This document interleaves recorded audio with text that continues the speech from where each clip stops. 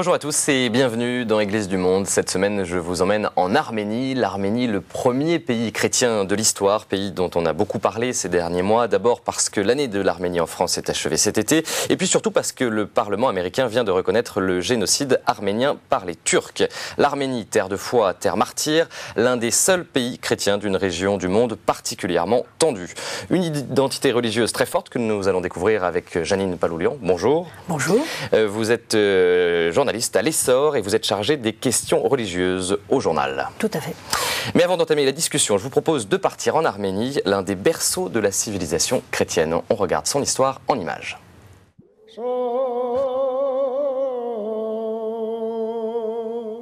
Pour beaucoup d'Européens et jusqu'au XVIIIe siècle, l'Arménie c'était ça.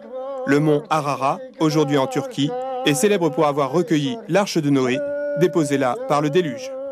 Mais depuis Noé, beaucoup de neige est tombée sur les hauteurs de la mystérieuse montagne et l'Arménie a vécu maints remaniements géographiques. Ararat n'était d'ailleurs à l'origine pas le nom d'une montagne, mais celui d'un pays, Urartu, en langue assyrienne. Entre les 7e et 6e siècles avant Jésus-Christ, ce royaume fédérera des tribus à la jonction de l'actuelle Turquie, de l'Iran, de la Géorgie et de l'Azerbaïdjan. Déjà les Grecs identifient cette population grâce à sa langue, l'arménien. Plus tard, Romains et Perses en feront leur champ de bataille. Époque à la fois funeste et lumineuse, puisqu'elle suscitera un moine inspiré, Grégoire l'Illuminateur, lequel consacrera en 301 l'Arménie, premier pays chrétien. Perses, Arabes, Mongols et Mameluks laboureront à leur tour de leur chevauchée un pays partagé au XVe siècle entre Turquie et Iran. Au XIXe, les Russes investiront cette contrée qui s'associe aux bolcheviks pour se libérer du joug imposé par l'Empire ottoman. Les Turcs, en proie alors à une violente poussée nationaliste, déporteront et massacreront en retour plus d'1 million d'Arméniens. C'est le génocide. La première république d'Arménie date du 28 mai 1918. Le 9 septembre 1991, après la fin de l'ère soviétique, elle retrouve sa liberté.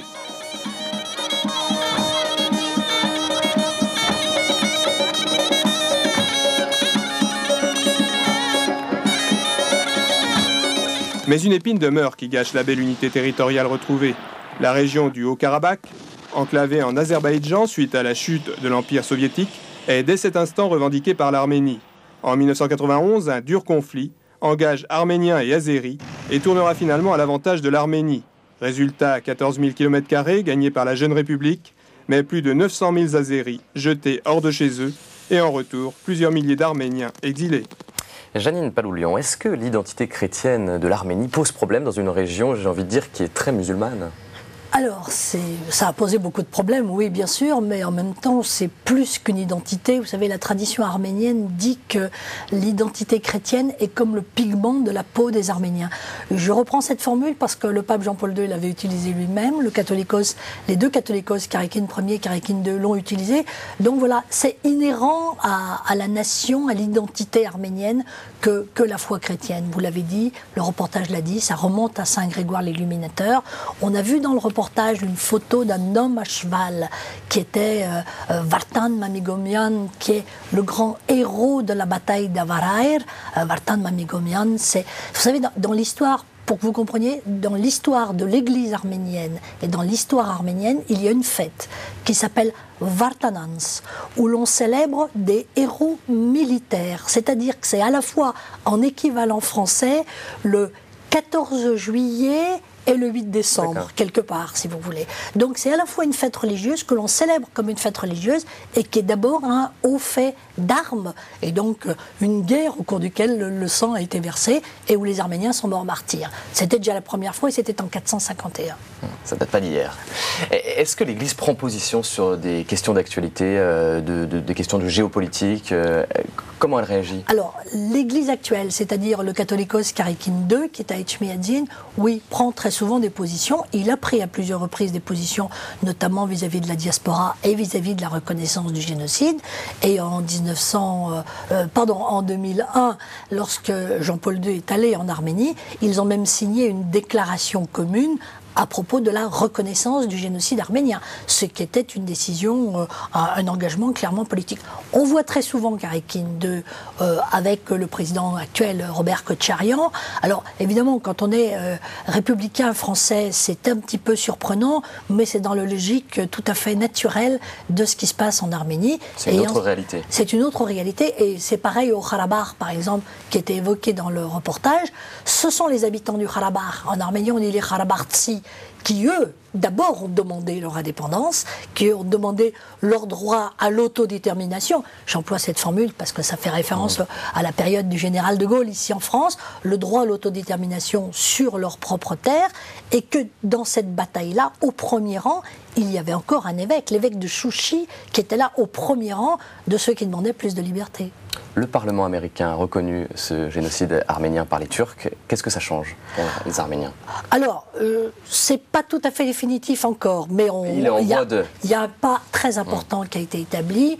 Je crois qu'il n'y a pas un citoyen au monde d'origine arménienne, c'est-à-dire de la diaspora ou vivant en Arménie, qui ignore aujourd'hui le nom de Madame Nancy Pelosi, parce que c'était elle la présidente de la Chambre à ce moment-là. Eh bien, ça change beaucoup, parce que c'est le poids de l'Amérique, c'est le symbole de l'Amérique, c'est le fait aussi que dans toute cette région du Proche et du Moyen-Orient, l'Amérique est toute puissante, même si elle connaît beaucoup de difficultés en Irak.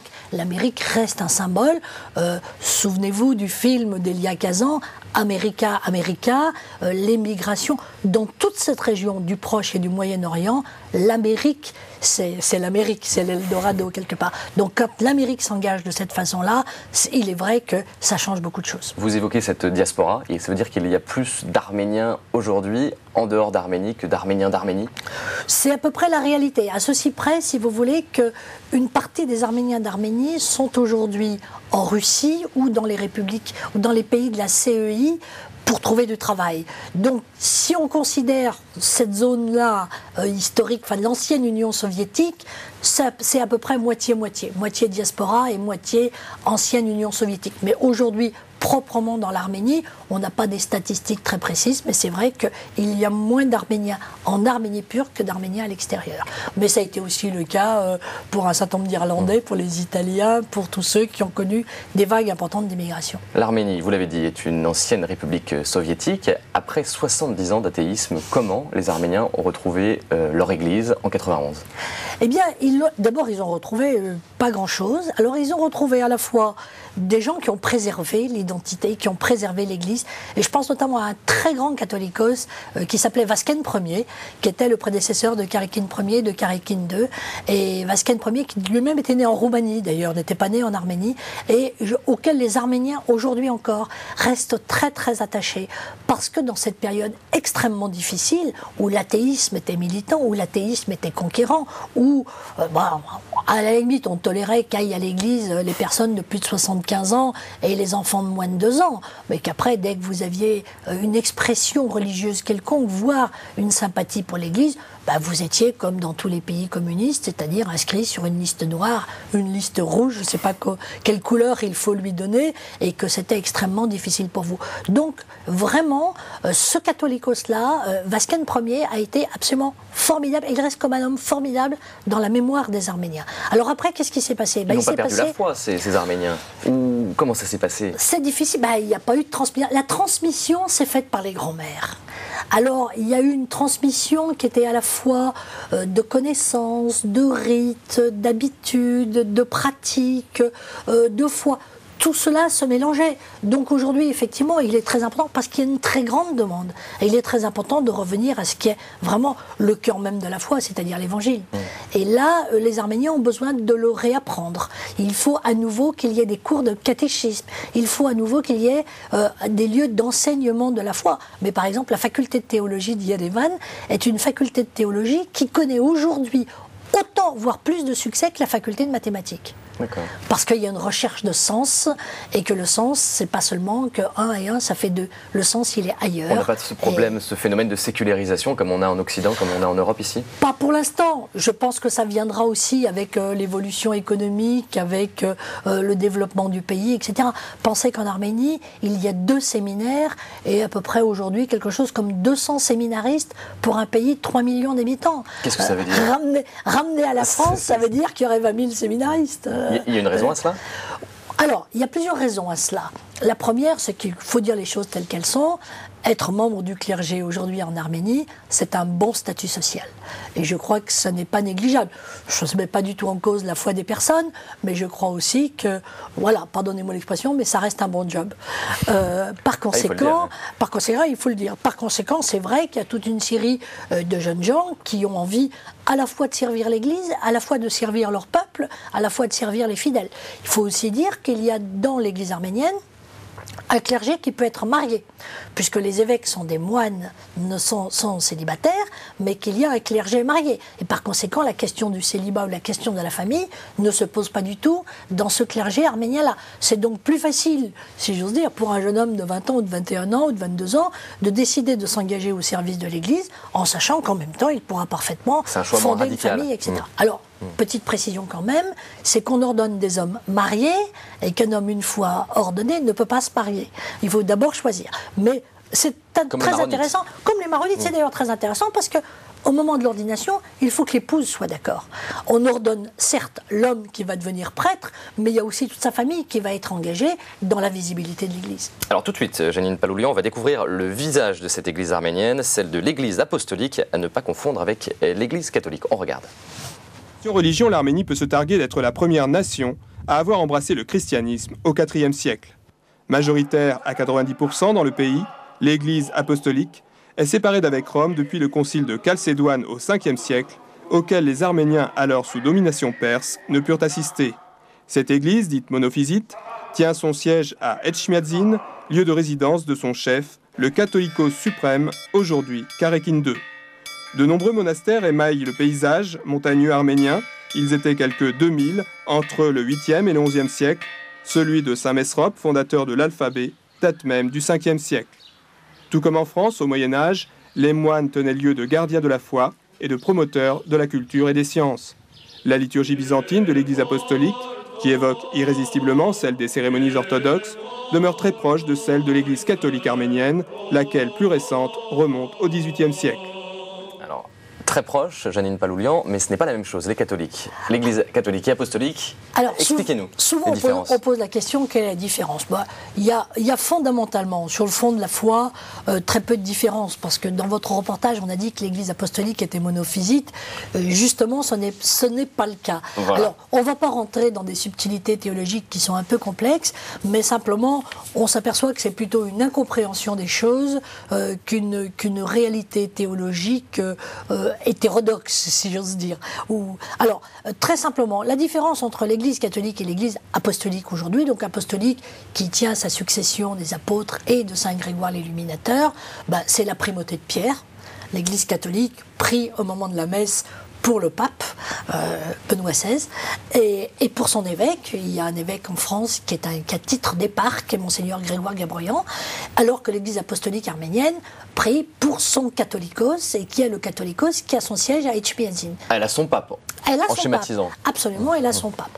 Alors après, il y a quelques autres différences sur le plan. Si vous voulez, l'Église arménienne est beaucoup moins dogmatique, mais c'est essentiellement culturel, et beaucoup moins dogmatique que l'Église catholique romaine. Et quand on dit catholique romaine, on dit romain, c'est-à-dire une organisation de la pensée, des comportements, des structures qui est romaine, qui est héritée de Rome, et que l'Église arménienne reste une Église orientale. Alors, autre différence, par exemple, quand on baptise un enfant dans l'Église apostolique arménienne, on lui donne d'entrée, en même temps que le baptême, 2 autres sacrements qui sont la confirmation et qui sont la première communion. C'est-à-dire qu'on fait toucher au bébé l'hostie consacrée. Alors après, effectivement, quand vous avez un enfant qui a été baptisé à l'Église apostolique arménienne, qui va après dans l'enseignement catholique français, comme ça a été mon cas personnellement, ça pose parfois quelques petits problèmes. On dit, on ne peut pas vous reconfirmer, mais en revanche, vous pouvez refaire votre première communion, puisque vous n'aviez pas l'âge de raison et que maintenant, vous comprenez ce que vous faites. Voilà, il y a comme ça, j'allais dire, j'ose pas employer le mot détail parce qu'il est trop connoté par ailleurs, mais il y a des différences. Fondamentalement, c'est la même foi au Christ. Fondamentalement, c'est la même façon d'être attaché à l'Évangile, d'être attaché à tous ceux qui ont été les promoteurs de cet Évangile. Et je crois que c'est ce qu'attend aujourd'hui le peuple arménien en Arménie et en diaspora. Et le dialogue, ces deux églises, comment ça se passe le dialogue ? Alors le dialogue est parfois un peu difficile. complexe, bien sûr, bien sûr. Alors on ne va pas se cacher derrière son petit doigt, on va appeler un chat un chat. Eh bien, ça ne se passe pas toujours très bien parce que l'Église apostolique arménienne, qui est majoritaire, très largement majoritaire, a tendance à considérer qu'elle est la seule. Alors concrètement, ça veut dire quoi? Eh ben, concrètement, ça veut dire que quand elle est, le dialogue œcuménique l'intéresse beaucoup, mais avec les non-arméniens. C'est-à-dire qu'un catholique arménien ou un protestant évangélique arménien, eh ben, de temps en temps, on considère qu'il n'est pas arménien, quoi. Donc, ça serait mieux s'il était étranger. Voilà. Donc, bon, je pense que petit à petit, le dialogue fera en sorte que les choses évoluent. Mais par exemple, lorsque Jean-Paul II est allé en Arménie en 2001, il a célébré la messe pour les catholiques. Et à la fin, le catholicos l'a rejoint. Ils ont donné ensemble la bénédiction aux milliers de personnes qui étaient là. Eh bien, le Etchmiadzin n'a pas voulu que le pape célèbre en arménien. Alors que le pape était entouré d'évêques arméniens, il était entouré du patriarche catholique arménien, et il pouvait parfaitement célébrer en arménien. Eh bien, Etchmiadzin n'a pas voulu. Le pape, les catholiques, c'est étranger. Ça ne peut pas être arménien. Le monopole de l'identité arménienne est réclamé et revendiqué par l'Église apostolique. Je crois que ça évoluera avec les années. Le dialogue est aidant, mais pour l'instant, ça entraîne parfois quelques petites tensions et quelques complications. Mais sur le terrain, vous savez, c'est d'abord la fraternité qui est... Cette Église apostolique, quel est son rôle au sein de la société? Elle a un rôle politique, elle est bien implantée au sein de cette société, elle fait fonctionner, elle fait marcher cette société? Ah, elle a un rôle institutionnel très fort. Je crois qu'aujourd'hui, quand un président de la République est élu en Arménie, le premier geste qu'il fait, c'est d'aller saluer le catholicos. Et le catholicos est toujours présent dans toutes les grandes cérémonies. Une anecdote. À Yerevan, sur la place de la République, il y avait, du temps de l'époque soviétique, la statue de Lénine qui était là. Avec la proclamation de l'indépendance, on a d'abord déboulonné la statue. Le socle est resté pendant un certain temps. Et puis le socle a disparu. Et puis, pendant toute l'année du 1700e anniversaire de la christianisation de l'Arménie, c'est-à-dire l'année 2001, sur ce socle, où pendant des générations on avait vu la statue de Lénine, il y avait une croix, et une croix qui était allumée la nuit. Et l'inauguration de cette croix a été faite par le catholicos et par le président de la République. Tout est lié. Voilà, tout est lié. Aujourd'hui, la croix a été remplacée par un panneau publicitaire. C'est peut-être aussi le signe de l'évolution du pays. Mais vous savez, quand on a connu le portrait, la statue de Lénine là, et quand des années après, on a vu cette croix briller dans la nuit au moment du 1700e anniversaire de la christianisation de l'Arménie, c'était des moments très forts. Et sur le terrain social et caritatif, quel est son point? Alors sur le terrain social, le problème, c'est que tout est à faire dans ce pays qui est en train de renaître. Donc c'est vrai qu'il semble que les priorités de l'Église apostolique ne soient pas encore complètement le caritatif. Sa priorité, c'est d'abord de bâtir des églises. Alors c'est vrai que vu d'Occident, vu de France, on pourrait estimer que l'Église, ce sont d'abord les pierres vivantes plutôt que les pierres fussent-elles en tuf volcanique. Et voilà, donc c'est pas la priorité. Alors il y a sur le terrain, notamment l'Église évangélique, l'Église catholique, qui ont un travail caritatif important. Je crois que l'Église apostolique va s'y mettre aussi, elle est en train de s'y mettre, mais elle est confrontée à un tel besoin. Les gens demandent du catéchisme, les gens demandent des églises, les gens demandent du clergé, les gens demandent, eh ben, on ne peut pas tout faire. Et puis c'est vrai aussi qu'on est dans des mentalités orientales où encore l'Église est encore conçue comme un lieu de pouvoir et pas complètement comme un lieu de service. Alors vous évoquiez la visite de Jean-Paul II en Arménie, c'était en 2001. On va revenir sur cette visite, c'était en septembre 2001 plus précisément. Et j'ai choisi de vous faire revivre un moment très émouvant quand Charles Aznavour chante pour le pape. On regarde.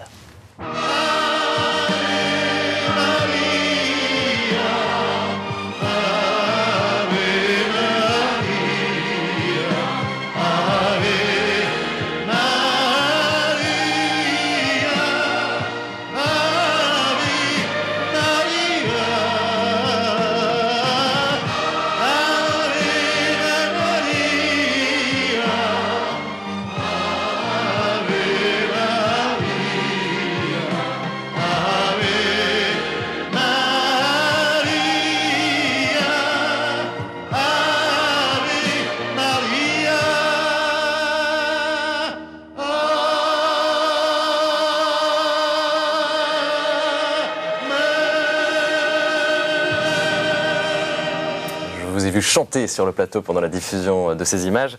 Il faut dire que vous étiez sur place à ce moment-là. Oui, tout à fait. Vous avez suivi le voyage. Absolument. Oui, c'était un moment formidable parce que c'était à Didzanagapel, c'est-à-dire sur la colline qui domine Yerevan, où se trouve le mémorial du génocide. Et alors là, il y avait l'histoire, l'actualité, les souffrances, les espérances, tout était lié.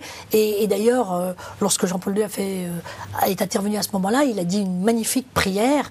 Et dans la prière, il a employé en arménien les mots Metzierern, c'est-à-dire la grande catastrophe. C'est exactement l'équivalent de Shoah.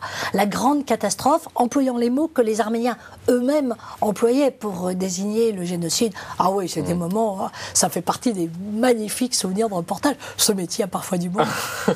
Comment il a été accueilli, Jean-Paul II, dans un contexte religieux un peu délicat, justement, avec ces problèmes entre l'Église apostolique et catholique, où tout s'est très bien passé? Non, Jean-Paul II a été extrêmement bien accueilli. Il faut d'ailleurs dire que ça a été, c'est la seule fois du pontificat, et je crois que c'était sans précédent, il a été logé par le catholicos à Etchmiadzin, donc c'était la première fois que l'évêque de Rome, le chef de l'Église catholique, habitait ailleurs chez un concurrent d'une autre église quelque part. Ça s'est extrêmement bien passé. Les contacts ont été très fraternels, les rencontres ont été très bien.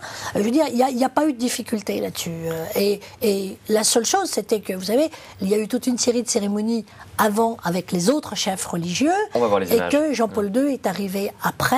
Et c'était quelque part le point d'orgue de ces rencontres. Quels étaient les enjeux de ce voyage pour l'Arménie, pour cette église arménienne, pour ces chrétiens arméniens?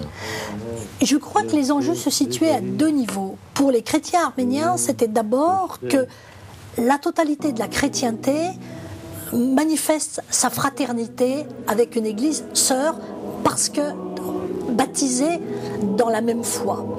Mais pour Rome, c'était pas inintéressant non plus. Pour une raison très simple, vous savez, c'était à l'époque où pour Rome, c'était le dialogue avec l'orthodoxie, et notamment avec le patriarcat de Moscou, était extrêmement complexe et extrêmement difficile. Nul n'ignore que le rêve de Jean-Paul II, c'était de pouvoir aller un jour à Moscou, ce qu'il n'a pas pu faire, et que quelque part, le contact avec Etchmiadzin pouvait être quelque part, j'ose pas dire une porte d'entrée, mais une façon quelque part de poser quelques jalons pour justement commencer, après il y a eu l'Ukraine, commencer à avoir ces contacts pour un jour retrouver cette pleine fraternité avec Moscou. Alors il y avait ce premier enjeu-là, et le deuxième qui était venir conforter la déclaration commune qui avait été signée entre Karékine Ier et donc le prédécesseur de Karékine II et Jean-Paul II, lorsque Karékine Ier était venu au Vatican, sur une déclaration de foi commune, c'est-à-dire abolissant cette histoire de monophysisme, de concurrence entre les églises, etc., et disant clairement qu'il y avait véritablement une identité de foi entre les deux églises. Le temps tourne, Janine Paloulian. Oui. Un défi de l'église arménienne aujourd'hui et des chrétiens en Arménie aujourd'hui, ce serait quoi? Le vrai défi, ça va être justement de faire en sorte qu'avec l'évolution économique et le matérialisme, que l'Arménie garde véritablement sa foi, qu'elle garde véritablement, qu'elle approfondisse sa foi, qu'au-delà des gestes, elle se réapproprie l'Évangile. Et le deuxième défi, c'est peut-être pour le clergé, de comprendre que véritablement, il doit être serviteur.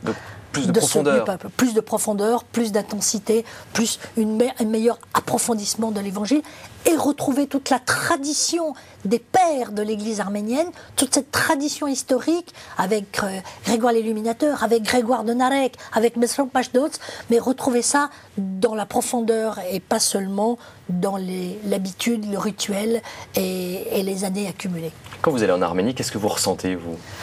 Vous êtes d'origine arménienne? Oui, absolument. Mais écoutez, je suis comme Aznavour. Je veux dire, mon cœur est français, mon âme est arménienne. Donc, je ne me sens pas complètement à l'étranger. Et en même temps, je ne suis pas totalement chez moi. Je suis bien, je me sens pas à l'étranger. Mais en même temps, il y a des différences culturelles importantes. Il y a des différences de niveau de vie. Il y a des différences de regard sur les choses. Il y a des différences de conception, y compris par rapport à la démocratie. Même si l'Arménie est une république, quand je rencontre mes confrères journalistes arméniens, je me rends compte que pour eux, c'est quand même un petit peu plus compliqué que pour nous ici en France. Donc, il y a encore plein de choses à faire progresser. Je dis souvent, nous sommes dans l'attitude des frères aînés. Les frères aînés dans la foi sont en Arménie, mais les frères aînés dans la vie quotidienne et dans la vie confrontée au XXIe siècle, c'est nous. Donc il faut que nous ayons la solidarité des frères aînés avec le petit frère qu'il faut de temps en temps emmener avec soi, et la compréhension aussi. Savoir que si on lui donne 2 €, il va peut-être les dépenser à acheter des bonbons plutôt que s'acheter un livre. Et voilà, l'aider et être compréhensif. L'aimer. Ça se résume en 2 mots, l'aimer. Merci pour ces explications, Jeannine Paloulian. Je rappelle que vous êtes chargée des questions religieuses au journal L'Essor. Et puis pour aller plus loin, si vous êtes dans la région parisienne, je vous conseille une très belle exposition à l'église Saint-Roch dans le 1er arrondissement de Paris. Arménie, terre de foi et d'espérance. Un numéro de téléphone pour plus de renseignements. Il s'affiche sur votre écran. Et puis je vous conseille également une lecture de notre confrère Raphaël Steinville, journaliste au Figaro Magazine. Page 200, un prêtre français témoigne du massacre des Arméniens. C'est un document inédit et passionnant, et c'est aux presses de la Renaissance. C'est absolument magnifique. Voilà, merci. On se retrouve la semaine prochaine pour une nouvelle émission d'Église du Monde.